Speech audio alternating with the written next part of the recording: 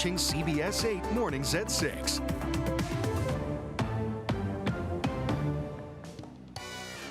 Hey, tens of thousands of visitors are in San Diego this morning to celebrate comics, movies, and all things pop culture. Thanks so much for joining us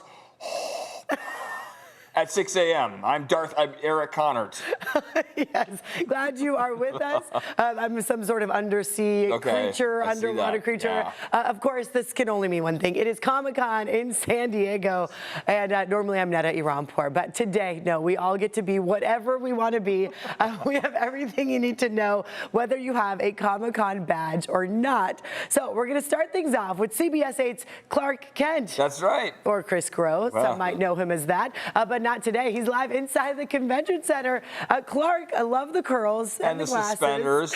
Yes, well played. Look, trying to make a professional debut here for CBS 8 as we've made, of course, our switch from the Daily Planet now to broadcast television. But look, we're inside the convention center right now. We are in the thick of it. We are here before the doors open. We are here as so much is getting set up right now, and that includes Aspen Comics. Want to bring in Frank and JT here to talk a little bit about what the fans can expect. And Frank, you guys are debuting something new, right? Yes, we're so extremely excited to be here. We've been exhibiting at Comic-Con since 2003, and this is our biggest and best year yet for sure. We have Ecos, our brand new property, which is a brand new entertainment universe that we've partnered with the original founder of Marvel Studios, David Maisel, to bring to the world. And we're so excited. It's based off the art and creations of our founder, Michael Turner, creator Jeff Johns, and we couldn't be more thrilled to have Ecos here for the fans for the first time. And this is a huge endeavor to launch something new like this, and to obviously Comic-Con seems like the perfect launching pad for that, right? Oh yes, definitely.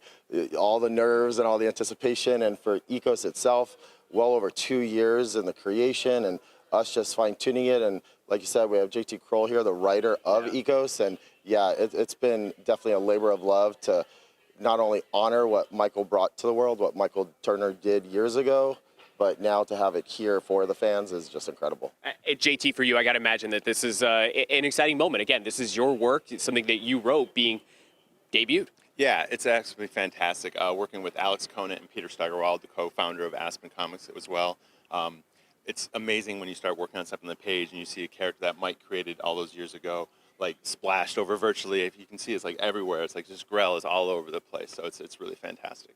And so he mentioned nerves, Frank did. Do you have any nerves right now at this point? On TV? No, yeah, not not at all, right? Yeah. Oh, man, that's awesome. Well, thank you guys so much. And then, Frank, if you could here, we're going to kind of do a little bit of walk around here, and Jay's going to kind of show everything that you guys have as we send things back to the studio here. Or excuse me, we're actually going to send things to Regina Yarita in a little bit to talk about what's going on outside. But you guys have so much that's on display here, so much for fans to be able to grab. Real quick, where can fans find you? Definitely. We are at booth 2320, right in the center of the hall, right next to Marvel Studios.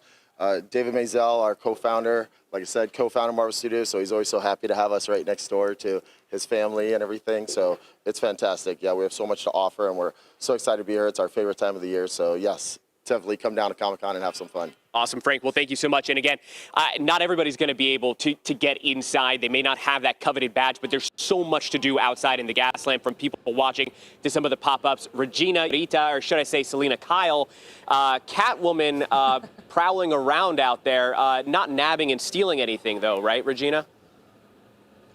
I can tell you Catwoman is lurking the streets here in downtown, trying to see what's the best thing you can actually explore here without getting a badge. Now, I'm sure the flyover here was pretty easy for you, Clark Kent, but we're actually going to show you Pac-Man in just a few minutes, probably the next 30. They are still setting up, but this is one of the things that you could do without spending a buck, without getting that Comic-Con badge that you unfortunately cannot get because it's sold out. But Pac-Man is actually here next to the team store. This is used to be City Tacos, and now it's turned into a limited time Pac-Man Cafe, where they're going to be featuring a lot of things all about Pac-Man, right? Even arcade games. And we're so excited to feature that in the next 30 minutes. We actually have one person who's been here since very early, but let me show you a video of what it looked like yesterday. That was preview night. People were still setting up.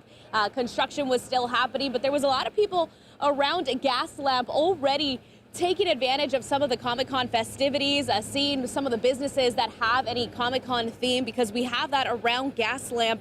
Not only that, but also around Petco Park, there's going to be things that you can do. They have their interactive zone right next to the Lexus lot. That is just across from Petco Park. You can actually explore that.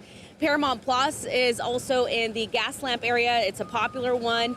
And there's also free activations just all over the place if you kind of explore around downtown. So again, it's going to be an amazing time if you don't have even that badge to go inside the convention center. But here in the next 30 minutes, we'll feature that Pac-Man Cafe. It seems like one person has been here very early trying to stand in line and be the first one to try out this cafe. For now, I'll send it back to you guys. All right, thanks for that. Remember, inside, outside, and around San Diego, CBS 8 has you covered on all things Comic-Con. We've got the latest news and convention information at CBS8.com, on social media as well, and CBS 8 Plus. All right. Yeah, so it's a big time to be in San Diego. People all around the world are here. And they're dressing up. We're so glad you're here. This is our typical news anchor attire. Evan's got up Teenage Mutant Ninja Turtle over here. Keeping it simple. Thank you, Netta. I've never worn sunglasses in a news studio, and I kind of only want to wear sunglasses in a news studio. Your future is bright. The lights are so bright that this actually makes me so happy. Like, I'm like, I only want to wear this. Like, clearly, I only have children's costumes, but that's okay. It's great. Older kids with Darth Vader. Yeah. The forecast for Comic-Con is perfect. It is another great start to the morning out there. We do have some clouds outside right now. We've noticed that as we've made our way through the last couple mornings, we haven't seen as much of that marine layer present. So basically, what is typically a very dense layer of clouds along the coast is now more patchy to kick off our Thursday morning here. And by the time we get to the afternoon, we're expecting a lot of sunshine. Sunshine already on hand and readily available out in Julian. This is what we see facing west, so toward the coastline, where normally we'd have clouds bunched up out by the coast. Instead, they're not as abundant with us this morning, and in turn, we'll be moving in the direction of sunshine pretty quickly. 5:58 a.m. was that sunrise just about 10 minutes ago. Sunset not coming until 7:53 p.m. Today's forecast takes us to the mid-70s out by the coast. We've got 80s as we look inland, 86 degrees on average across the valley floors, 84 for the mountains, and 102 out across the deserts. Under mostly sunny skies by the afternoon, so the clouds that we do have out there, the overcast start to the morning will make way for sunshine as we transition to that afternoon stretch. Out the door right now, mostly 60s. It's comfortable. 61 in Fallbrook, 62 in Escondido, 65 in Mira Mesa. A little bit cooler as you make your way east, one of the coolest spots on the map. Campo right now at 51 degrees. I'll send things over to to Wonder Woman, who has more on. I just want to fly. I just want to walk. I feel like I should get a fan. Yeah, let's work on that. I'm envious of those glasses, though, and you pull them off so well. 6:08 is the time. Welcome to your Thursday morning, folks. This is where all the action is about to go down, downtown San Diego. This is a live look on the 5 in both directions. In both directions, things are rolling really smooth this morning. Same deal out of the 805 if you're making your way towards that 15 on-ramp. We are tracking a couple of crashes, so just a heads up, one involving 2 cars, and this is going to be on the 94 West right at the 805 connector. We're tracking another one, a rollover crash reportedly, and this is a little closer to the Spring Valley area, 54 East right at the 125 connector. Neither of those are causing any major delays nor slowing. We're seeing our usual brake tapping a little bit towards the mile of cars, tiny bit as you make your way up that 94 transition ramp, anywhere between 65, 70 mile per hour speeds, and traveling in from the Santee as well as the Mesa area. We're also all in the green, and that indicates that the speeds are average fast. Coming in from Oceanside as well as Escondido, also at full freeway speeds. And here's a quick look at travel times at last check.